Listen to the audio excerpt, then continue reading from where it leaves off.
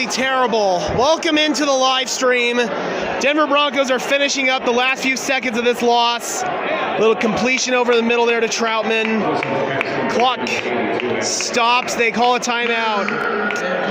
But Russell Wilson, the dagger for this offense, man. Russell Wilson got strip sack, fumbled. Offensive line looks like had a miscommunication, picking up a stunt up front. And that was the coup de grace, guys. And there are the Jets fans.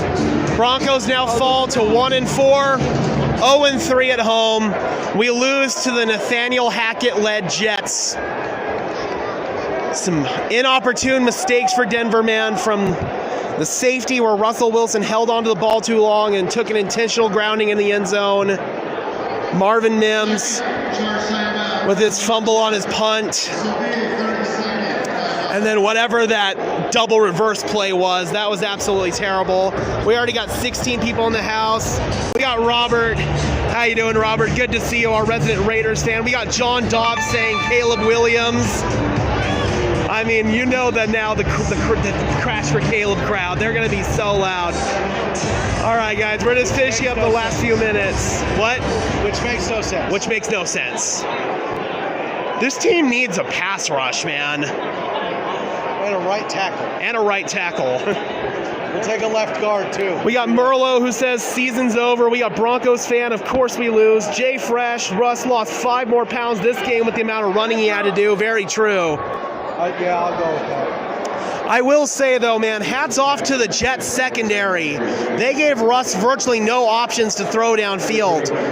Made him hesitate on his reads and had to eat a couple of sacks because of it. Broncos fan says now Hackett's laughing at us. Well, we can't sit here and pretend like Hackett's offense was a competent unit. They reached the red zone however many times, and they scored, I think, once. Other than that, they had to settle for field goals. Their red zone efficiency was terrible.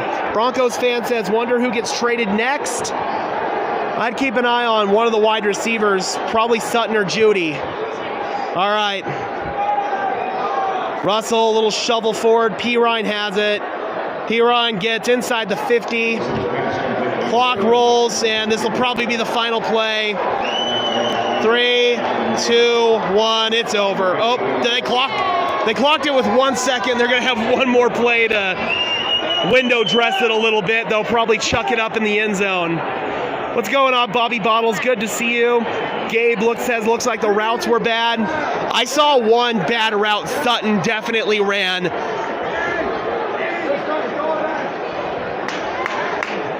Alpha Wolf says both Judy and Sutton have to go. Broncos fan, Wilson was scared to throw it all day long. He literally had nowhere to throw it, though. I don't know what the broadcast copy showed, but being in the game, you could see Russell had nowhere to go. And right here, we're launching one up into the end zone. And broken up. That is the end of the game, guys. New York Jets win 31-21. All right, guys. We got my fellow co-hosts here on the Mile High Roundtable podcast. 5280. Bullshit. Agreed. Got Munduggets Creevy, Glenn Hauser in the house. Man, guys, a rough loss. We're ready to start heading down. All right, guys, let's start walking her down. Got to do the walk of shame once again. Merlo says Sutton gave up on that comeback route. Yep, that's the one I was referring to. All right, guys, we are heading down on the walk of shame.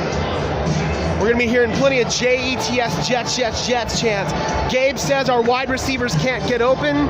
Yep, that's a mentality mindset, man.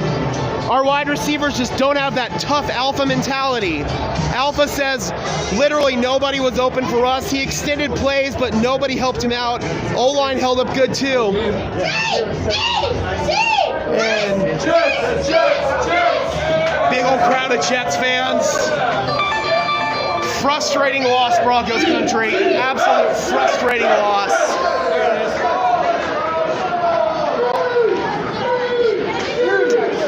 When your receiving core cannot get open, man, that is just bad news, Bill. They can at least spell. Yes, they can at least spell. D. Brown says rebuild. I mean, you're sitting at 1-4 now, 5 weeks into the season. Your playoff hopes are kaput. Uh-oh, where'd he go? We're losing Glenn. Bronco fan says, you think Denver would be able to contain Hall after last year, but no. I mean, absolutely, man. This is literally the worst run defense in the entire league. I'll wait for you guys. Yeah, I'll wait for you guys. Literally the worst run defense in the entire league. Breece Hall ran all over us. And what's worse, man, Zach Wilson literally tried to throw the game away there at the end, man. And offensively, just completely shit the bed there on that last drive. Absolutely terrible, man. Absolutely terrible. Looked like a miscommunication up front between Mike McGlinchey and Quinn Miners. I don't think McGlinchey expected Miners to pick up the inside guide because literally there were two guys blocking one guy basically for the Jets, and it left a free flyer. Gabe says DJ Jones went out. That hurt. It definitely did. Just like Robert said, guys, please be sure to leave a like button on this stream. I would really appreciate it. As well as subscribe to the channel if you have yet to do so. Those are two free and easy ways to show your support. Helps tell YouTube's algorithm and push us out, and helps us get seen by more and more members of Broncos country just like you and me. And as you guys can see, the energy in this building right now is just absolutely stagnant. This fan base, seriously, this fan base is fed up. They're frustrated. Texan says, sucks, but losing is winning now. I mean, so let's have a little conversation about Caleb Williams. So let's have a little conversation about Caleb Williams here, guys, because I think that we need to at least entertain the conversation. What more would Caleb Williams do? We had a quarterback who extended plays. We had a quarterback who extended plays when receivers weren't getting open. We had an O-line that actually, for the most part, held their own, except for really on the last few drives. Says Wilson needed to either throw the ball out or run with the ball tucked in. I mean, you wouldn't like to see the hesitancy from Russell on that one, but at the same time, man, he had no clue anyone was chasing from behind him. It was a miscommunication on the front line between Mike McGlinchey and Quinn Miners. They couldn't pick up a stunt. Tony says Broncos country has been shitting on me for calling our wide receivers out for the last 2+ years. Hopefully now most can see these bum receivers. Jess says, Gabe, totally agree. No wide receivers can get open. I mean, it was absolutely all the above, Jess. I saw plenty of lazy route running. Questionable play calling, man. I don't know what the hell that double reverse was. Sauce Gardner had just exited the game. They put one of their backup corners, I believe, on Cortland Sutton, and they didn't test him. Bronco fan says, why would you call a trick play running the ball, especially when Marvin just fumbled? I don't understand that trick play either, man. Again, Sauce Gardner had just exited the game. They had a chance to potentially test a backup corner. It was press coverage, and for whatever reason, they decided to call that stupid double reverse. Rico says, fire the DC, please. Unfortunately, there's only so much that firing Vance Joseph is going to do, man. At the end of the day, the execution from the guys on the field has just been terrible. This team lacks that alpha mentality, that dog mentality. And granted, it does not help when your offense is going 3 and out because they cannot get anybody open, and your defense ends up being gassed because they're on the field all the time. Well, first things first, this wasn't a defensive problem. Yeah. Oh, nice. They're on the MHRT live as well. Let's go. Doing these double live streams right now. I mean, at the end of the day, man, when your receivers aren't getting open, there's only so much that can happen, even when your quarterback's trying to extend plays like Russell was. Antelope says, I did not like the conservative offensive play. Me either. James says the head coach is the play caller. That means Sean Payton needs to go. No one's losing their job after this, though. That's the thing. The play calling was awful. DS says Russ was 6-16 as a Bronco. All right, let's talk Russ. Russell Wilson did have a couple of negative plays today. The safety was definitely one. He had an opportunity to get that ball to Samaje Perine, and he didn't do it. He held onto the ball for just an extra second, double clutched it, and ended up getting an intentional grounding in the end zone that led to a safety. That is absolutely a negative play that we have to put 100% squarely on number 3. Now, as far as the strip sack fumble, you definitely would like to see Russ have better ball security in that situation if you're Russell Wilson. You don't like him hesitating, trying to decide if he's going to run it or if he's going to throw it.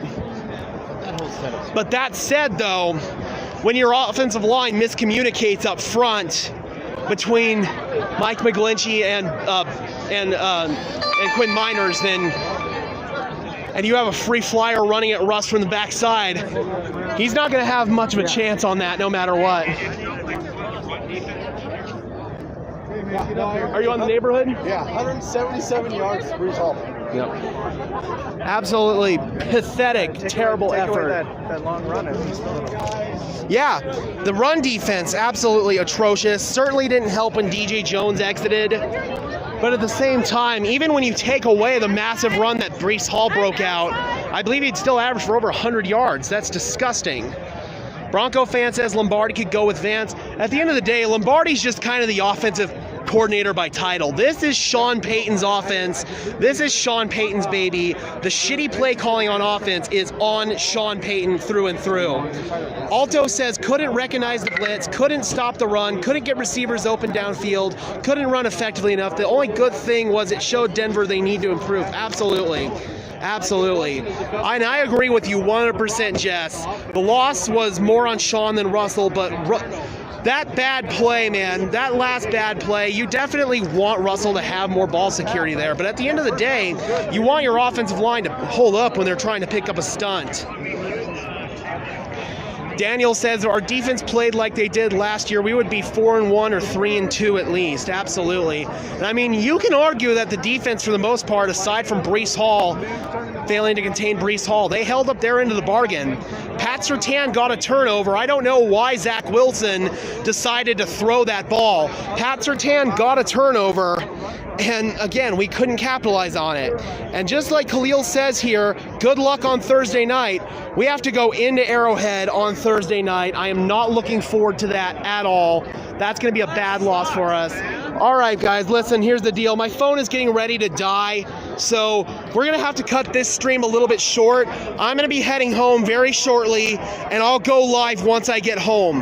But right now, guys, again, we're running a little bit low.